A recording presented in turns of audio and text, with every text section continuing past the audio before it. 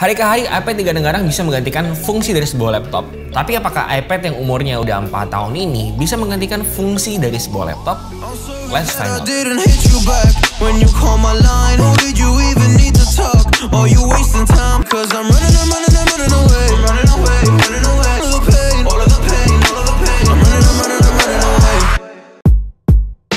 Ini adalah iPad Pro 2018. Seri iPad pertama yang menyulap bagian dagunya yang tadinya ada tombolnya jadi polos, nggak ada tombolnya, dan full screen. Disclaimer dulu, gue tuh pindah ke ekosistem Apple dari iPad pertama kali.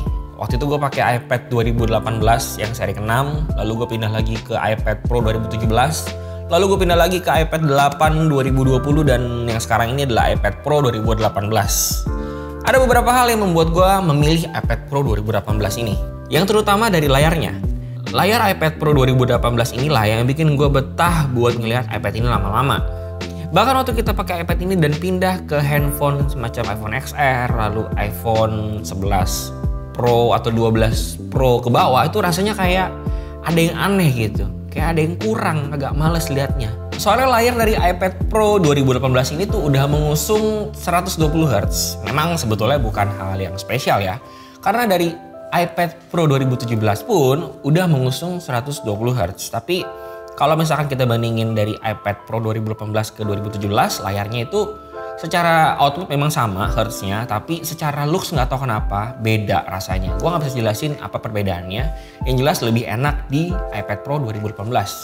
Dan kalau misalkan dibandingin sama iPad 8 atau iPad 9 atau iPad 6, ya perbedaannya adalah di Hertznya itu. Kalau misalkan kita mau berasa signifikan perbedaannya itu waktu kita lagi nulis. Ketika kita lagi nulis, kalau pakai 120Hz tuh rasanya tuh sensitivitasnya tuh enak banget. Ketika kita gores langsung ada goresannya. Nah, ngomong-ngomong soal nulis, iPad ini juga merupakan seri iPad pertama yang pakai Apple Pencil generasi kedua. Ya, secara fungsi sebetulnya hampir sama, gak ada beda buat generasi pertama dan generasi kedua. Tapi yang paling ngebedain itu adalah dari cara ngisi baterainya dan cara nyimpennya. Kalau seri pertama tuh lumayan ribet ya bun ya. Kita harus colok bagian pantat pensil ke bagian pantat iPad biar bisa ngecas. Nah, kalau buat generasi kedua, kita cuma perlu tempelin aja bagian dari samping iPad-nya ke pensilnya dan langsung ngecharge. Tapi jangan salah fokus dulu sama pensil yang gue pakai, karena pensil yang gue pakai bukan bawaan dari Apple. Ini merupakan third party pencil yang dimana ngecasnya kalau misalkan dipakai itu bukan ditempel ya, tapi harus dicolok lagi, ada port Type-C lagi di sini. Tapi menurut gue nggak masalah, yang penting gue harus colok pensil ini ke pantat bagian iPad, dan itu yang bikin agak ribet sebetulnya ya. Dan menurut gue walaupun nggak ngecas, tapi fungsinya untuk nyimpen tuh masih enak, tinggal ditempel aja di bagian atas. Nah, langsung beres. Karena banyak beberapa orang di luar sana, termasuk gua, sering banget kehilangan Apple Pencilnya atau mungkin tutup belakang dari pensilnya itu, karena ketika mau di-charge itu harus dibuka dulu tutupnya, dicolok dulu, jadi agak ribet lagi. Udah gitu kalau masukin tas nggak bisa dibarengin kayak ini. Kalau ini kan enak nih, tinggal ditempel, udah langsung tutup iPad-nya, masukin tas, dan aman-aman aja. Nah, sekarang kita masuk ke pembahasan awal yang tadi pertama kali gue bilang itu, apakah iPad bisa menggantikan sebuah laptop? Jawabannya adalah iya dan enggak. Gimana tuh maksudnya iya dan enggak? Ya tergantung dari penggunaan laptop lu tuh untuk apa. Karena ada beberapa hal yang bisa digantikan melalui iPad ini. Ada beberapa hal juga yang kayaknya sulit banget digantiin dari segi laptop ke iPad. Contohnya gue nih, kalau misalkan kita bikin script YouTube kayak sekarang ini, video yang ini gue buat ini, gue pakai iPad sebetulnya, dan itu nggak masalah banget. Atau mungkin lo mau bikin screenplay atau script film pakai iPad ini, itu menurut gue juga nggak masalah banget. Apapun yang bentuknya docs, iPad ini menurut gue udah bisa ngebabat abis kerjaan-kerjaan kayak gitu. Kalau misalnya kerjaannya harus pakai Lightroom, edit video enteng kayak pakai CapCut atau Premiere Rush, harusnya sih nggak masalah-masalah banget. Tapi kalau misalkan dipakai untuk ngedit video atau foto secara profesional sih, mohon maaf kayaknya agak sulit nih kalau pakai iPad ini ya. Kenapa gue bisa bilang kayak gitu ya? Karena gue udah ngerasain sendiri kalau ngedit foto atau video profesional di iPad ini tuh rasanya sulit sekali. Bahkan belum sampai tahap editingnya, kita baru tahap mengcopy data aja itu udah empot-potan.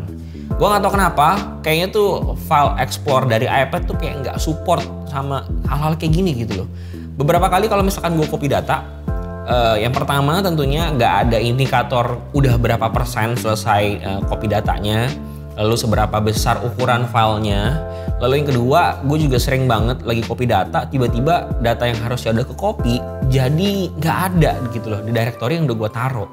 Jadi kalau gue kerja pakai iPad ini, gue harus kayak double check atau triple check file-file apa aja yang udah gue copy dan belum gue copy gitu loh. Karena ada beberapa file yang gue udah make sure banget nih kalau gue udah copy file ini. Tapi ketika gue cek di internal storage iPad-nya, nggak ada. Jadi gue harus make sure lagi nih dari segi angka nih berurutan atau enggak. Jadi itu bikin gue kerjanya tuh kayak 2 sampai 3 kali lagi lebih capek untuk ngurusin file-file doang. Belum sampai tahap editing. Tapi katanya hal-hal kayak gini sebetulnya udah bisa ditanggulangi menggunakan aplikasi lain di App Store yang berbayar tentunya. Dan lu bisa cek video di link deskripsi ini karena dia juga ada membahas hal seperti ini. Gue sendiri secara pribadi belum ngetes lebih lanjut lagi, tapi menurut beliau ini bisa ditanggulangi dengan cara yang dia sebutkan itu. Intinya kalau lu nggak kerjain kerjaan yang tadi gue sebutin, ini harusnya aman banget buat lu yang kalau mau kerja full gantian laptop lu menggunakan iPad ini buat sehari-hari kerjaan lu.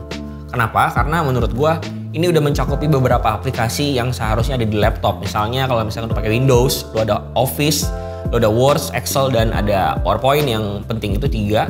Ini bisa digantiin di sini. Kalau Words ada Note, kalau misalkan Excel ada Numbers, kalau misalkan PowerPoint itu ada Keynote. Atau kalau misalkan kerjaannya bikin script film, lo bisa download Final Draft di sini atau bisa download juga Celtix di sini untuk bikin script film. Dan itu nggak cuma bisa di iPad doang, lo bisa pakai aplikasi yang sama walaupun berbayar, tapi bisa dipakai di handphone dan juga di iPad. Jadi menurut gua ini keuntungan berganda ya kalau pakai iPad ini. Apalagi buat kaum rebahan yang mau pakai iPad ini buat streaming atau nonton atau apapun yang sifatnya entertain, ini udah aman banget. Dari nonton drakor di Netflix sampai nonton drama pendeta di Twitter juga bisa banget ya kalau misalkan pakai iPad ini.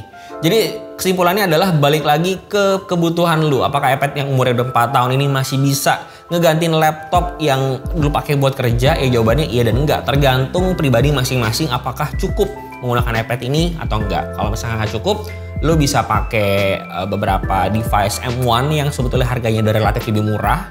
Atau kalau misalkan menurut lo cukup-cukup aja, ya menurut gua iPad ini merupakan pilihan terbaik karena dari segi budget dan performa yang menurut gua masih bisa sangat memumpuni banget buat kerjaan-kerjaan lo. Segitu aja video tentang iPad Pro 2018 ini. Semoga bisa membantu lo semua yang mau beli iPad ini, atau lu mau cari device untuk menggantikan laptop lu, atau mungkin apapun itu yang berhubungan dengan iPad Pro 2018 ini. Semoga membantu. Like kalau misalkan lu suka sama video ini, dislike kalau lu nggak suka. Lu boleh share kalau menurut lu video ini membantu beberapa teman-teman lu yang lagi galau untuk mencari device apa yang menggantikan laptop, atau device apa yang lumayan mobile sehingga bisa dibawa kemana-mana buat kerjaan. Sampai sini videonya, sampai jumpa.